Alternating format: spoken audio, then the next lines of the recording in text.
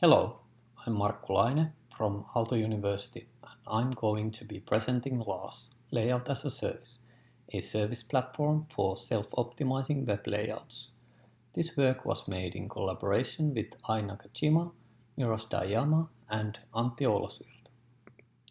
The core motivation for this research stems from the observation that designing a web layout is a laborious and challenging task. For example, imagine a designer who needs to design a graphical user interface for a website. Not only does she need to consider numerous different ways how given UI elements can be organized on a two-dimensional canvas, but also ensure that the final design presents the content in an appealing and accessible way. However, the often used one-design-fits-all approach is inherently suboptimal from the usability point of view, as different users have different interests, expectations, and capabilities. A developer also needs to define, in collaboration with the designer, additional adaptation rules to support users accessing the website with various devices. Previous work suggests that layout personalization and computational methods could relieve designers and developers from this manual work, as well as bring significant per-user improvements in usability and experience. Here I briefly show some examples of related research on web personalization and layout generation using combinatorial optimization by researchers such as Vernica and Venkata, Todi and colleagues, and finally Dayama and colleagues. The key takeaway is that no viable solution has been proposed on how to adapt full web layouts, including elements and their positions and sizes, to individuals without manually pre-coded rules and templates. And here is the exact formulation of our main research question.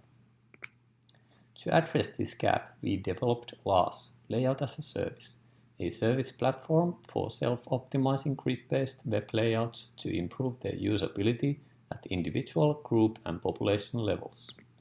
Novel to our approach is that given a web layout and the user's behavior data, LaaS can adapt the full layout including elements and their positions and sizes. No hand-coded rules or templates are needed. Instead, LaaS uses combinatorial optimization to generate web layouts for user-stated high-level design objectives.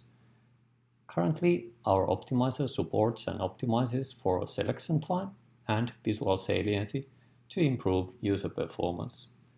This is demonstrated later in this talk. So, how does it work?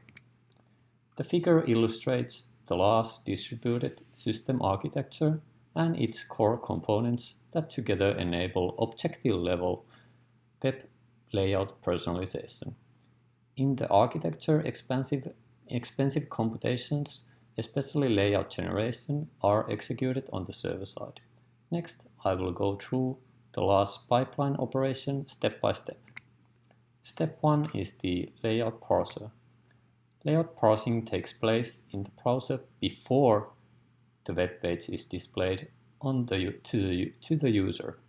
It automatically assigns a unique identifier for each element, parses the web page structure and styles, detects and labels key elements, pre-computes permissible shapes for key elements to ensure that element contents does not get cropped during the layout generation process, and creates a user interface technology-independent representation of the web layout. This parsing process needs to be done only once per user web layout. Here is an example snippet of the parsed web layout, which is later used as an input for the design task and layout generators.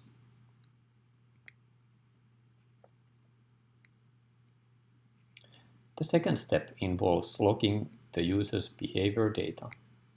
Event Logger essentially captures various user interactions on a web page similar to Google Analytics. We currently support click and page views, but support for new event types and metrics can be easily added if needed.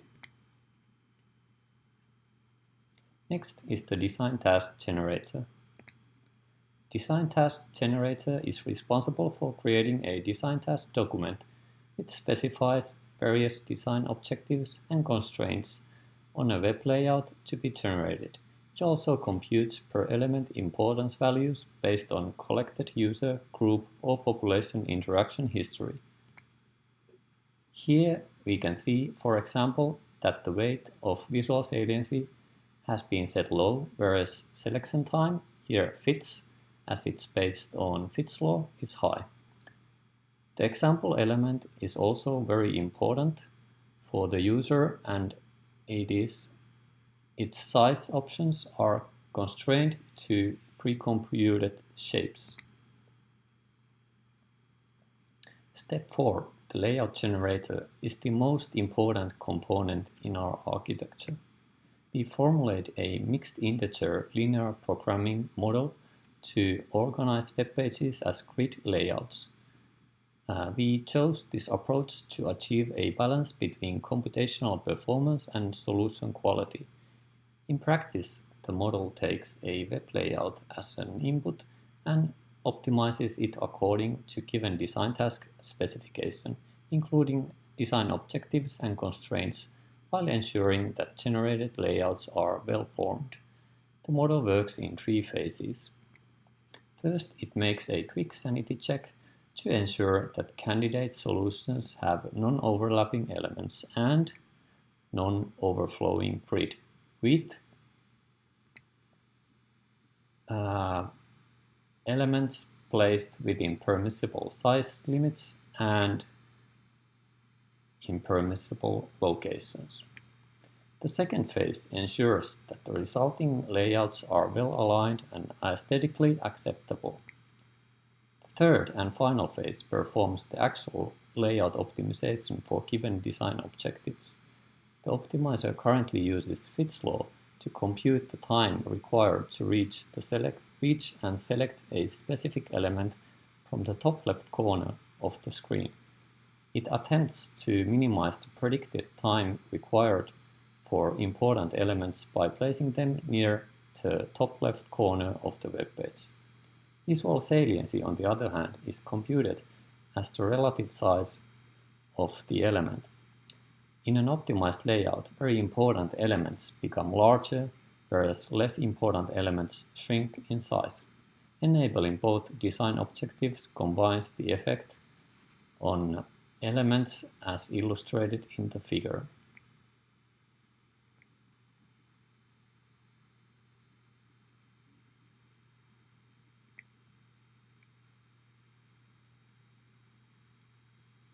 The final step is about adapting the web layout. Here, the layout adapter receives the optimized layout and adapts the web page accordingly before it is shown to the user.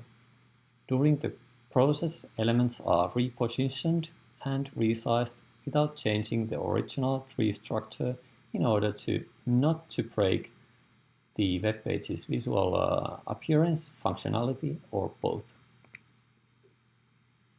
LaaS can be easily installed on existing websites simply by adding the provided script tag into those web pages whose usability needs to be improved. We also offer a lightweight control panel for service owners to manage various LaaS-related settings. Next, we show a short demonstration video and example results to illustrate the capabilities of our approach. For this purpose, we use one of our example web applications called WebNews, a custom news aggregator website. In this video, the user browses through news articles and clicks on the ones she is interested in, that is, articles from sports, entertainment, and business categories.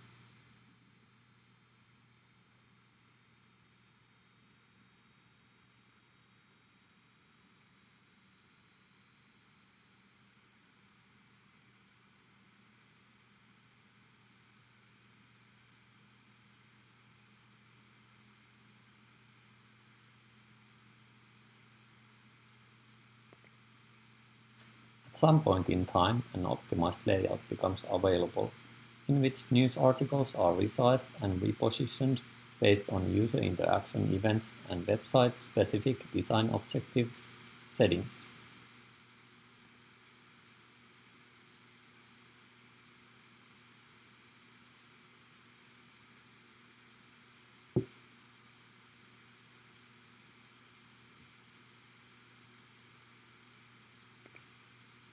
Here we show optimization results for different combinations of the two design objectives using a single card, that is Costco, as the illustrative example.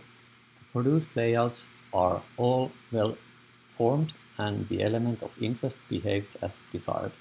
It is moved to a closer position in selection time or visually salient in visual saliency, and both effects are combined in the last image. The image in the middle shows a more complex example where bimodal interest distribution, sports and business categories is accounted for. The rightmost image in turn shows the page adapted for a mobile screen.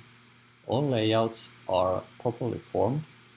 There are no holes and no overlapping elements. The layouts adhere to proper well-aligned grids. This would be very laborious to achieve with a rule-based or template-based approach. Our approach has some limitations, however. LaaS is primarily suitable for optimizing layouts of static web pages. We are currently extending the system in order to support more dynamic websites.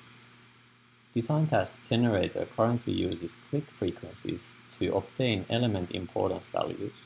More accurate importance values could be computed with the use of predictive models of user interests. The cost of adaptation is often a concern for adaptive user interfaces. A holistic system evaluation needs to be conducted in order to verify the potential benefits of LaaS. To summarize, this work makes three key contributions toward objective-level web layout of personalization.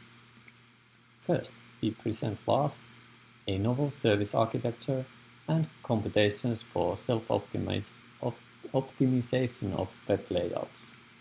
Second, we formulate a mixed integer linear programming model to permit adapting full grid-based layouts without pre-coded rules or templates.